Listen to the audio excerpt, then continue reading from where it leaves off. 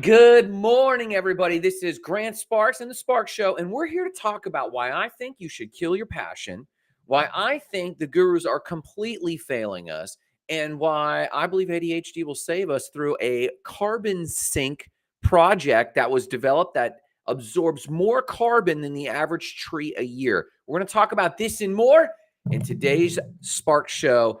Let's get started. I'm holding up my cup there because I'm used to a certain cadence of my show. And usually I give that preview and then I say, hey, listen, but before anything, we're going to start with morning cup of gratitude. Listen, if you're catching this at any time, I believe you absolutely need to start your day with gratitude. And here's why.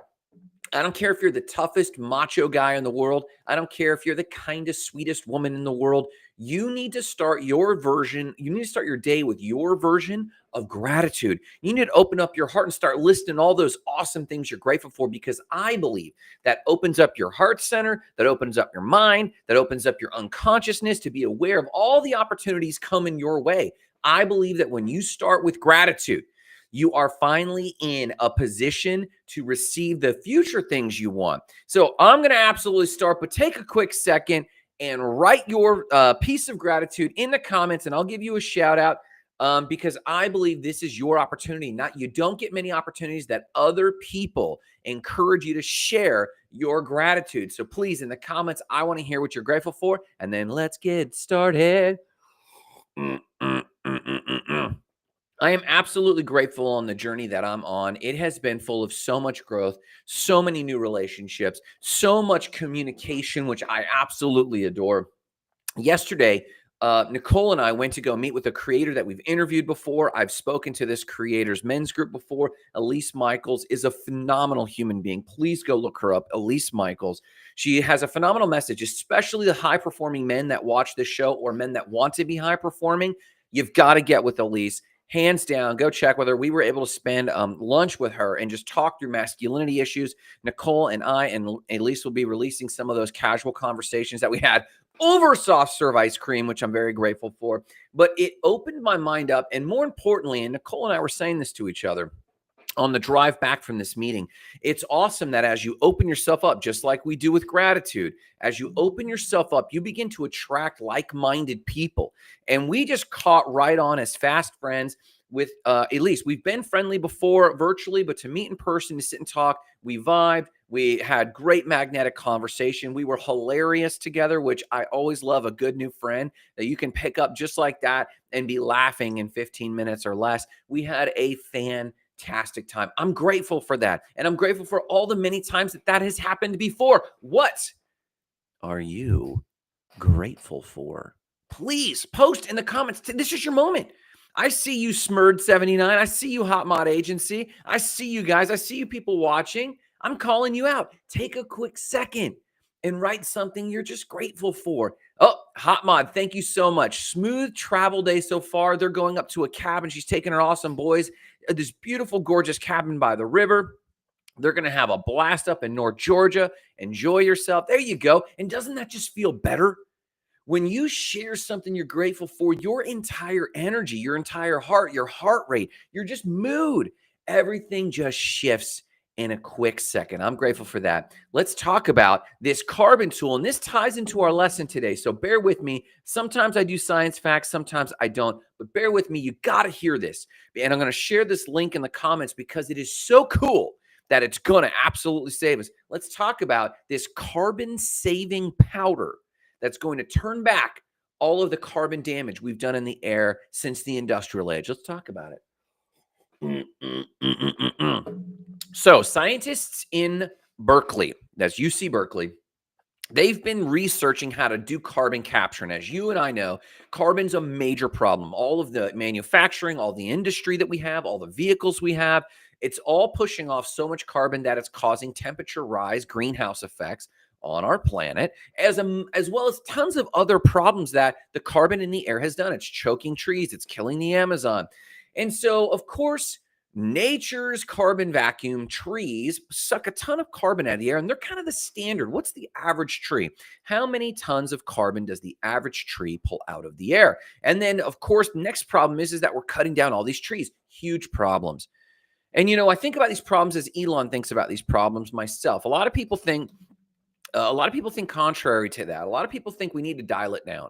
We need to go back to primitive life. We need to back it down because right now the earth is over consuming resources, sometimes 2 and 3 times faster than the earth can produce, which means we're losing ground on oxygen quality and plastics in the water. Now, some people think if we dial it back, we can recapture this thing. Scientists like Elon have very explicitly said this, Elon Musk, we can no longer turn back time. We have to barrel to the future of scientists who can create solutions to bail us out. Only science will actually save us. Living on another planet, for example, is Elon's answer. Doing solar energy with Tesla and electric cars, that's his contribution. And other scientists are working on other solutions. And the scientists at UC Berkeley have come up with a powder. And get this, this is a powder that's in a jar and it's vacuum sealed. And as soon as they open that jar and expose it to air, it immediately, like within moments, the volume of air that's pushed through it, this powder literally sucks all the carbon and connects the carbon and carbon capture into its molecules, and then they seal it again. Then they simply, like a sponge, wring this thing out. The carbon is removed and captured, and then scientists can now treat the carbon so that it's no longer harmful. Now, it doesn't degrade when exposed to humidity. It doesn't degrade when exposed to water. It remains structurally stable even after over 100 uses. Now, get this. This is the real mind break. Picture the average tree. It's huge. We just lost some trees here because of the hurricane. It's huge. The average tree pulls out so much tonnage of carbon dioxide a year. This powder, a half pound of it, could fit in your hand. Pulls as much carbon out of the air as the average tree. This is a nuts. I cannot express to you how this is what AI is doing for information. This is doing for carbon capture. It's exponential. You can reuse it over and over. If you cut down the tree's gone. You've lost the carbon capture and the tree. You might be able to have little acorns come off of it, but it's gone. This carbon can be used over and over and over again. It has compounded effects similar to AI.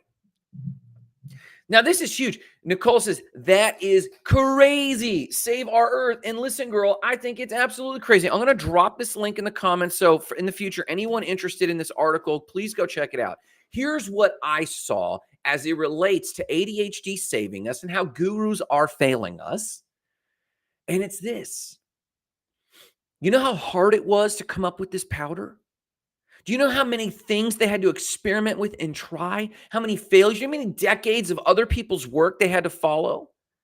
And I present for your consideration some scientists with borderline ADHD and obsessive disorder simply followed not their passion,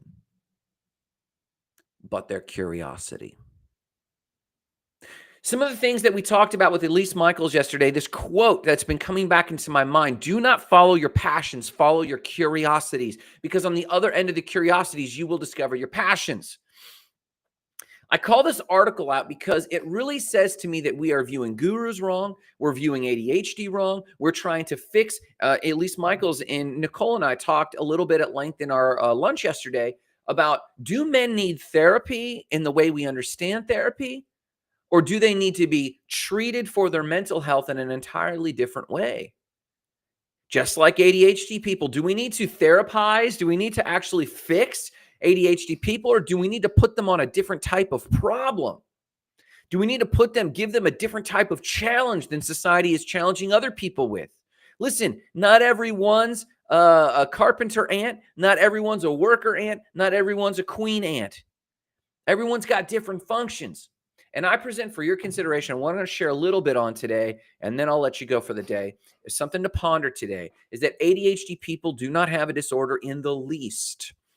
In fact, if you stick around for the next 7 minutes, I will share with you the most flaky belief that I have developed lately, and it is flaky, and it is weird. I will share it with you, and you're going to hear this publicly for the first time in a while. But let's talk about this problem just a little bit more. So, another problem. So, we have this problem of misdiagnosing, overdiagnosing people. We have this problem, I believe, of telling people to follow their passions. Now, the first way I believe many gurus are wrong is they're telling people to follow their passion. And I now am starting to believe this is bad advice. It's bad advice for two reasons. Number one, we don't know what the word passion is supposed to mean. We have this unconscious Disney World, Disney movie princess view of what passion means. I could ask you and take a 2-second pause, say, whenever you view this, if you view this later today or if you're viewing this live, what is the definition of passion? What is it? It's something that's supposed to bring you joyful feelings. It's something that's supposed to generate happiness in you. It's something that's supposed to make you passionate. Oh, look how much fun. They're just living their best life. That is not the definition of passion. If you type into Google etymology of the word passion, what is it? The real definition of passion is something you're willing to suffer for.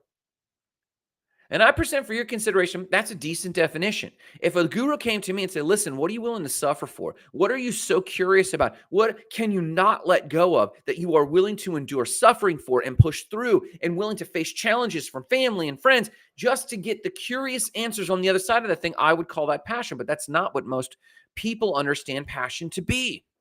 Most people understand passion to be this love feeling, to be these feelings that are overwhelmingly full of joy and happiness and love and fulfillment, and you feel good about it.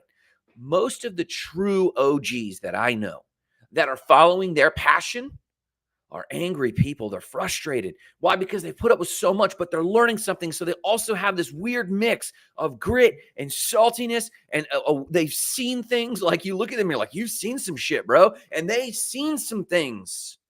But they're also fulfilled and they're at peace wherever they find themselves. You can drop them in the middle of backwater China and they find a friend. These are elevated, enlightened people. I do believe that is a healthy definition of passion, but that is not what most people understand. Most people understand that life is easier for passionate people. For people with passion, life has gotten easier. And in some metaphysical, twisty-turny ways, sure, but not really. Because people that follow their passion, people that are willing to suffer for a curiosity, something that they see or have a suspicion will create a solution to a problem. These people, like the people that at UC Berkeley, that grounded out and worked decades to figure out this new chemical that will save a lot of carbon out of our air. These people suffered long and hard. That's the first way that our gurus are failing us. They tell us to follow our passions. I do not believe this. Now, I don't believe we have to be miserable. I don't believe we have to be miserable people. But following your passion is not great advice when you don't understand what passion is. The second way gurus are failing us is they're not giving us any context. Whose advice do you follow? Do you follow Alex Hormozi's advice? Work unemotionally until your eyes bleed, then take a break. Get up at 4 and do nothing but work. Do nothing but work for 10 years. And then something magic will come out of that. That's Hormozi's advice, in essence. Gary Vaynerchuk, one of my favorite people. I really like him, but I think he's mistaken. Don't grind so hard. Be patient for yourself. Be patient for what? Be patient how long? Eat shit for how long? When do I start expecting something of the world?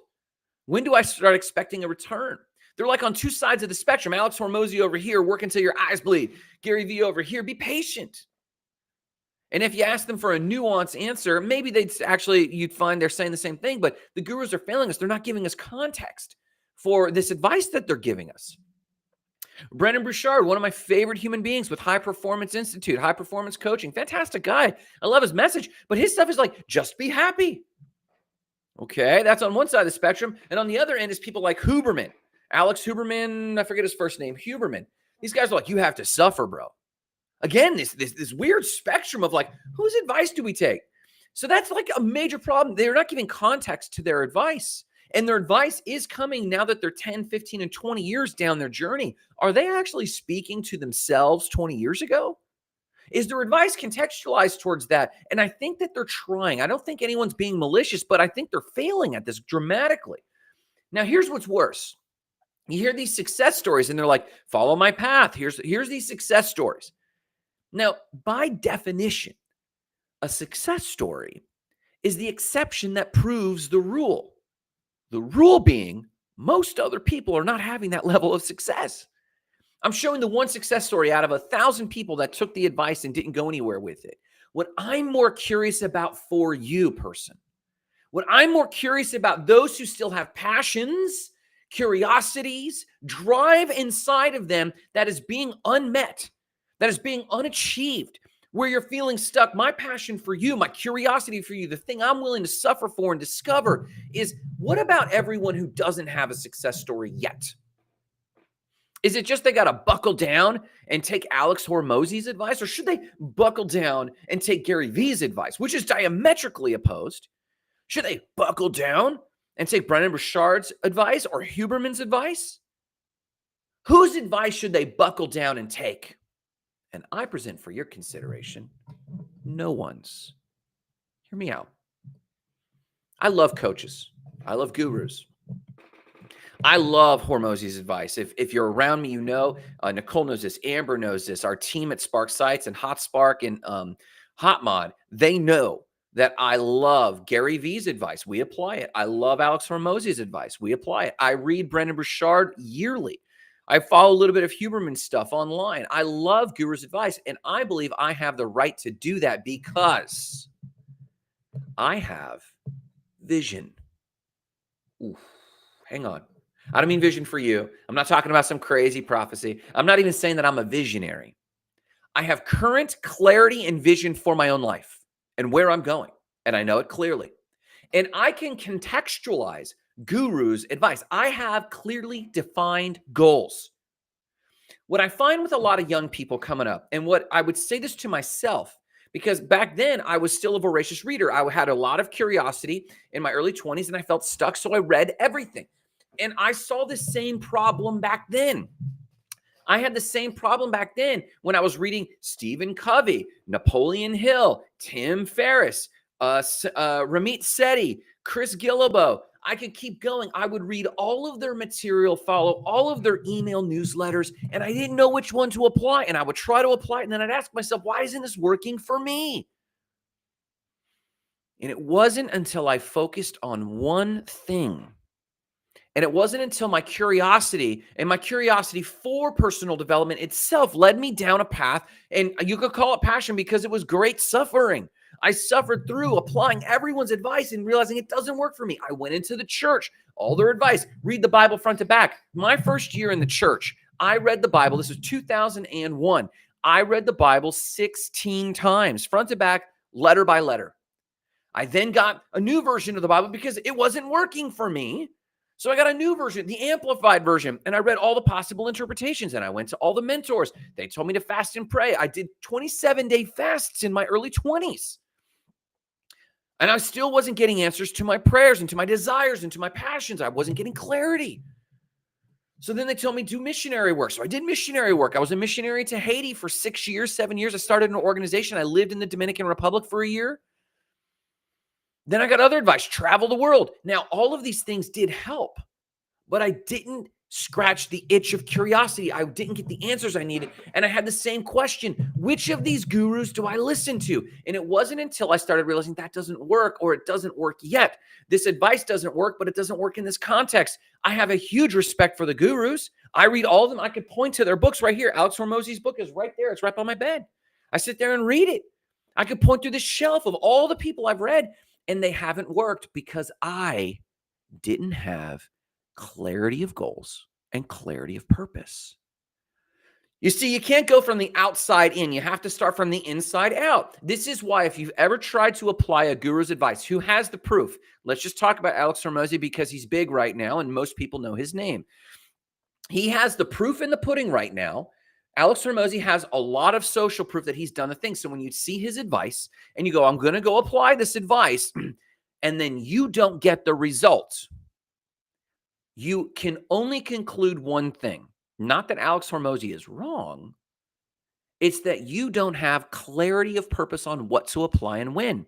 Another one of my favorite coaches right now is Michael Michalowicz. He's got a fantastic book, Clockwork, another fantastic book, Profit First, and my favorite, Fix This Next. Phenomenal books. But they only work in the right context, which is why I love his book, Fix This Next, because it's a diagnosis. And you look at that diagnosis and you figure out where you are. You ask the questions you need to ask, and then you go, this is the thing I need to fix next. I'm writing a parallel of this for my goal setting book. I'm rewriting. You can't see it there. You can't see it on Instagram. I'm rewriting my top 100 Dream Igniter. We're going to retitle it. I'm going to rework the whole thing because I'm learn new things, and I'm going to do a diagnosis because it's not even that you need goals. Maybe you have goals and you need to execute on those goals. So what I'm saying is how gurus have failed us is they haven't clearly defined passion. They're telling you to follow their passions and they're wrong. And they're giving you advice with no context for you. They're giving you their context. That's cute. But you don't have your context. And so I present for your consideration this one solution. And it's this. You need to get radical clarity on your own goals. Now that's kind of intimidating and a tall order for a lot of people. They simply think, they have to know what their life is going to look like in 10 years. That's so difficult today. What's my life going to look like in 5 years? That's nearly impossible today. What's my life going to look like in 2 years? That's tough. But I present for your consideration, you still need to do this. And your guiding post should be following your curiosities. Listen, if you're making anywhere between, and I mean this with all sincerity, and all the wealth gurus, all the manifestation gurus will absolutely balk at me. If you're making anywhere from 60 to 120 a year right now, you need to pause nearly everything you're doing if you feel stuck. And you need to take time, and by saying pause, aside from paying your bills, you should stop and get radical clarity on your life for the next 3 years. And when I say radical clarity, the thing that you are going to chase and try to learn about over the next 2 or 3 years. I'm going to get complete understanding on this one topic. For me, it was goals and goal setting. Because as soon as I realized the relief and the energy that came out of me, I realized, why am I trying to build a multi-million-dollar business? That's not my goal. I know I will, but it's not my goal. It's a fruit, not a direction. It's a fruit, not a root, right? My root goal is to get radical clarity and to help people with their goals. Once my basics are met, I need to move forward. See, we live in a day and age where we don't have to make tons of money. Well, what are you saying, Grant? Everything's expensive. Yes, it is. But you still don't have, we had COVID and most people turned out okay. But this wasn't just true with COVID. I watched the entire real estate implosion in 2008 and 2009. I ended up on the street again back then. And what we learned is that we're going to be okay. And I present for your consideration. If you don't know your direction, now you might be watching this and you might go, Grant, that's bad advice. Well, I know what I'm doing. I don't need to stop. Then keep going. If your goal, intrinsic coming out of you, is I just want the curiosity of knowing who I'm going to become, building $1 million business. I want that freedom. Well, those are different things. You want financial freedom? Yeah, you don't need to build $1 million business. You want to know what you're made of? Go build $1 million business. But know your goal, not your means goal. So there's means goals and ends goals. Ends goals are what you're trying to learn or become. Means goals are like the way you're going to get there. You could set a 3-year goal. I'm going to build $1 million business in 3 years. Great. That's a means goal because I ask you why. And you say, well, I just want to know I want to develop myself, or I want financial freedom. There's many strategies to financial freedom. There's many strategies to developing yourself. Business is a good one, especially if you're not making your basic income. But here's the thing. If you think you have to make a certain amount of money and you're not being introspective on where that goal came from, you're not following your curiosity. You're just following someone else's playbook, and you're going to continue to feel stuck. So if you have resources that equate to about 60 to 120 a year that you're bringing in, you're covered. Minimize the rest of your expenses. And I mean it. Well, Grant, you don't know what it's like with 2 or 3 kids. You don't know what it's like. I am telling you. That's why I gave you a range. Fine. If you're making 120, you're still okay. If you don't have clarity, take a pause and then begin to follow your curiosity. Why am I saying this? When I lost everything in 2008 and I was living in my car again, I had read all this books and material. I knew all of this stuff, but I was dead broke. I was in my car and I got caught in the economic cycle holding the bag. And I challenged myself. Listen, I'm curious about something. I know how to work. I know how to go get work. Everyone was in line trying to get work and struggling at work. I could get work, no problem. I got to work at a greeting card store in just like 2 days. It was no problem. And I was making enough money to get by. I was more curious, however, on who I could become. I had read all this material and I was curious, could I become the type of person that I have read about, or am I just going to be full of shit the rest of my life? And so I decided not to just chase dollars, but to actually apply the principles of manifestation, the laws of attraction, the laws of reciprocation, the laws of hypnotic rhythm. I was literally the law of cause and effect. I was going to see, could I put this to use and make this happen? 2 years later, I was married. 3 years later, I was living abroad with money in the bank. 4 years later, I was back and buying property. And since then, we've built multiple companies with multiple partnerships. We've traveled. I've become a speaker. I've started living this not because I'm great and not because I applied any one piece of advice, but because I always knew how to return to the core. The thing I'm curious about is, who am I trying to become? And what is my goal here? And if you continuously ask yourself that question, you will know what to say no to. You'll know how to listen to a guru and go, I'm not going to listen to this. I'm going to apply this. Now listen, this looks like a person with ADHD, and it is. Of course, I've been diagnosed, and so have most of you. And there are many times you feel like it's a misdiagnosis. There are many times when you feel like, that's not me, but there's a ton of times when you're like, I am completely all over the place. And I present for your consideration Elise Michaels. She shared some things which I'm not going to share. Most of that is her story to tell, but she did share some interesting things that I think I can share. And the main thing is this. She herself is absolutely clear about her goal, and I will leave her to share her goals with you. Dietrich says, and I love it. Thanks for jumping on, Dietrich. I am well overdue to connect with you, my man, but absolutely says you have to first arrive at the destination in your mind first. You got to show up the best version of yourself. Dietrich_C over on Instagram says, and I'll repeat it, you have to first arrive at the destination in your mind. You got to show up the best version of yourself first. This is the principle of be, do, have, not have, do, be. I meet a lot of young people. Who are like, once I have the necklace, once I have the house, once I have the Lambo, once I have the girly, then I'll just figure it out. I'll know what to do. And then I'll be it. And it's like, you're out of your mind. You have to be that person first, because when you're in the situation, you won't know how to behave. I have found myself in situations with just a t-shirt on, not dressed up like I used to, but my presence of mind has arrived there, and I've been able to ask for that thing, navigate that relationship, navigate that dialogue, navigate that conversation, and suddenly, lo and behold, I'm speaking on a stage in Puerto Rico. I'm speaking on a stage in Quebec City. Not because I bought the trappings of success first, but because I walked it out. I followed my curiosity, and that curiosity informed myself, informed who I am, and I went there in my mind first. You got to be, do, have. Now, how are we tying this together with ADHD?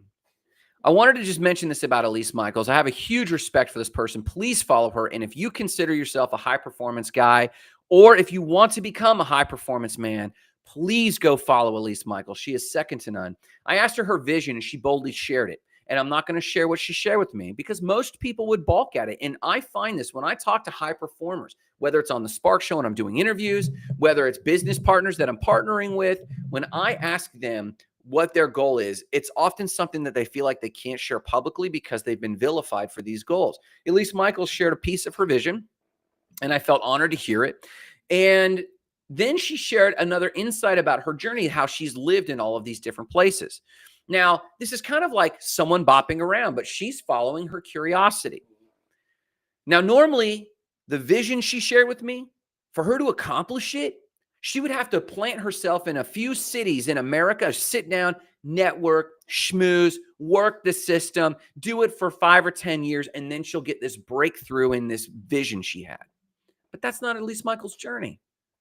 She's followed her curiosity and has led her around the world. She's lived in Asia. She's lived around the United States. She hasn't really lived back in her hometown. And again, I will let her share her story with you. But then she's visiting so many places, and I challenged her. I said, well, what about your vision? Because there's what is perceived as conflicts to achieving your vision by following things, following your whims, following your ADHD, air quotes, following your passions, air quotes. But she came back at me and she said, "Oh, I'm not worried about that at all. It is in me. This vision has been in me since I was a little girl, and I'm not worried about it. At least I could be wherever, and that vision will find me." Now, listen to me. You got to hear this, Tone. This is not aimless wandering. There are people who like, "Oh, I just follow the wind wherever it may." And this is a soft excuse for them to not get clarity about who they are. To be what Zig Ziglar called a walking generality instead of a meaningful specific. Zig Ziglar used to walk around and ask people, would you rather be a wandering generality or a meaningful specific? Elise Michaels might travel the world. She might go to places, but it's not as an aimless wanderer. She checks in with herself and says, something's coming up in me, and it's a component of the vision. And I have a suspicion that this component of the vision will lead me down a path towards success. Oh, how does it connect to the macro vision? I'm not entirely sure. I'm going to trust something, but this is not an aimless wandering. I just go where the wind blows me. This is a contemplative inside-out approach. And if you remember Stephen Covey wrote 7 Habits of Highly Effective People, talking about the approach of inside out versus outside in. When you do an outside-in approach, you will never become what you desire to become because you're reactive to the world. But when you move from an inside-out perspective, you start with your vision and you start becoming proactive. That proactivity sees what's going on around you and takes action toward that thing or away from that thing based on an internal compass. And that is what Elise Michaels should. This is why she's the $30,000 coach, one-on-one coaching for men's work. Please go check out her program. She's a high-ticket, high-performance men's coach. Now, let me give you, and I promised this at the beginning of the show, the flakiest thing I believe about ADHD people. This is so flaky. I find most people diagnosed with ADHD are actually turned in to the moving energies of a person. They're usually sensitive people who can really sense the people around them quite well. They can interpret their body language. You could call it micro expressions. You could call it rapid thought, whatever you wanted to call it, whatever the science is. I have observed that it behaves as if they can sense the energies of the people around them. And I dare tell you more macro trends of the human species in general. They can see all the subtleties very quickly, and they absorb them and synthesize them. And they might not do this consciously. They might just do this unconsciously. If they were traumatized, it might come across as a pretty traumatic response. But if they're healed, or if they've learned how to process this stimuli, they often seem like psychics. Or in the church, we call them prophetic. Or in just average day life, we're like, man, what a coincidence. You were just talking about this one thing, and then this other thing happened. I think these are what we call traditionally ADHD people. And why does it seem like it's more and more people all the time? Here's what I believe. It is not ADHD in the least. It's highly sensitive part of the species. Here's the flaky of the flaky. And if you quote me later on it, it's on video. I'll deny it, but the video will still be there and you can share with people. Diggs, BT Dub, I hope you're doing great. What's up? I believe ADHD people are not deficit disorder at all. I believe that they're a part of the species that are highly attuned to energies. I also believe in manifestation. That's flaky, but I believe the thing you're pursuing is pursuing you more. That's why it's burning up in you when you're not achieving it. If you are frustrated, I'm not making the progress I want, you're in good company. Because I believe that future you is pursuing you more. But hear me on this. If you study anything, go check out a series called What the Bleep Do We Know? Your very matter, the very electrons in your body are traveling through time. This is proven science. And they react to intentionality. Here's my flaky thing. That's all the science. That's not grand. That's go science. Go look it up. It's called the slit test. Go check out What the Bleep Do We Know? It's a well-proven mechanism in quantum mechanics. But here's what I think. I think anyone who is sensitively attuned to the energies around them is what seems like predicting. I believe we're receiving messages from our future selves, impulses, tones. I believe that that people that we diagnose as ADHD people are just sensors, and they're sensing what's going on around them, but what's going on around them energetically at a quantum level, and this is proven science, it's peppered with what's going on in the future self as well. And when they have an inkling or an intuition, they're not only seeing trends that are going on today and reacting to them, I believe they're intuiting and sensing trends that are about to be happening. And the more sensitive that person is, the more honed in that person is, I absolutely believe that they can sense that on a more macro level, further into the future. Unfortunately, they're also tuned into what's gone on in the past. They can sense that too. And these people are often overstimulated. We say, oh, they're dysfunctional today. They are literally overwhelmed because they are in the center of the now, receiving quantum impressions that they don't even have words for. These are young people, don't even have words for it. I'll tell you this. Let me put you at ease, though. I know that's all flaky. I told you. I promised you. I was going to show you the flakiest things I'm thinking lately about ADHD people. But here's the thing. Let me give you a word of encouragement here. I believe that when you get radical clarity, this is tying it back to my earlier point about goals. I believe when you get radical clarity from the inside out of what your goals are, and own the fact that nearly all of us are evolving very quickly to be able to pick up on what we have called ADHD. I believe more and more people are picking up on this skill, and I believe it's evolving more and more into our species in order to cope with the pace of change. Our species is now, if we weren't built with intelligent design, as a lot of creationists believe, if we weren't created with intelligent design before, we definitely are now. And that intelligent design is our own design. We are designing our own future. The pace of AI is now caught up in real life what fiction was talking about 100 years ago. Go read the book Future Shock. I've got a copy of it right here, Future Shock by Toffner. Fantastic book, insightful, but we're seeing it play out right now today in a very tangible way. And we're struggling as a species to cope. We're struggling as individuals to cope with the pace of things. If you're a small business owner and I'm dropping ChatGPT on you, I just did my taxes, which every year prior took me days and days to sort out because I'm not a numbers guy. I struggle with that. I dropped my bank statements into ChatGPT. I told it to read the PDF and sort these in debits and credits and organize them for me, and it did it in 2 hours. That's the future folding in on itself. And people with ADHD are wired to handle a higher volume of stimuli. And those coming up are wired. So we need a new diagnosis. We need a new term for this. But here's my encouragement to you. How do you navigate such a chaotic world? Breathe and write down your goals from the inside out. Check in with your heart. Ask yourself, what is my true vision for myself? You can walk outside the door after that sacred space. You can walk outside the door and act just as chaotic as you were before. But having written those goals creates not only a physical, not only an emotional, not only a psychological, but also a quantum mechanical anchor point. So that even if you never look back at those goals again, your heart will be thinking about that and peppering your actions with this goal. I do recommend you read it daily because there is an overwhelming volume of information coming at you. And just like I started this show with this science example of this carbon powder coming out of someone following not their passion, but their curiosity and tuning into a solution, there is only forward for us as a species. We can't dial back. I love living on the mountains periodically. I love unplugging periodically. I know how to build an Earthship. I've lived off grid. We've done all of this before. It's beautiful. But as a species, we cannot dial it back. The only way is the solutions that ADHD people in all of their domains, in science, in art, in music, the artists and the musicians are giving us language for stuff that the species doesn't have language for just yet, because you can only walk in what you have language for. So don't dismiss those ADHD people that are following the arts. They're a part of this species that we desperately need. Listen to that song, see that art, listen to the poets of what they're saying, and then go apply it. If you're in business, you're the next phase. If you're an entrepreneur, there's the artists and then the entrepreneurs. And after that comes the worker bees, right? But if you are an ADHD person intuiting these things, you've got to make a way. And if you are an entrepreneur, the same for you. Listen to the artists and then take action. Listen to your heart. Listen to your goals.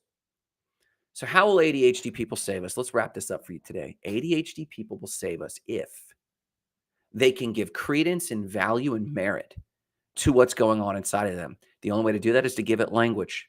You have to be a reader. You have to listen to podcasts. You have to have amazing conversations like we did with Elise Michaels yesterday.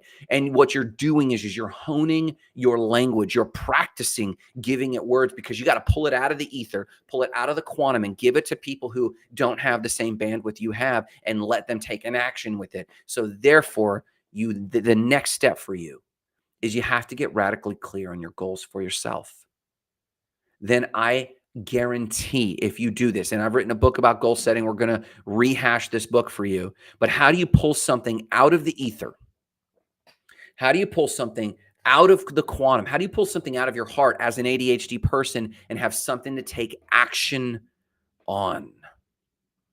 You got to get radical clarity for yourself and give language to it. That is your burden to bear. And if it's a suffering and a burden that you follow your curiosity on, I will give you permission to call it a passion. But until then, don't pick up another guru.